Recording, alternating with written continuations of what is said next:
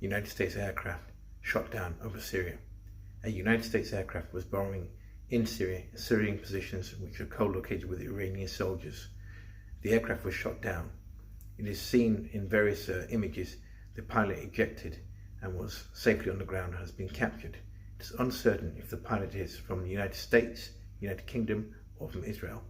At this moment in time, there seems to be a news blackout. Like, subscribe and share, now on Telegram.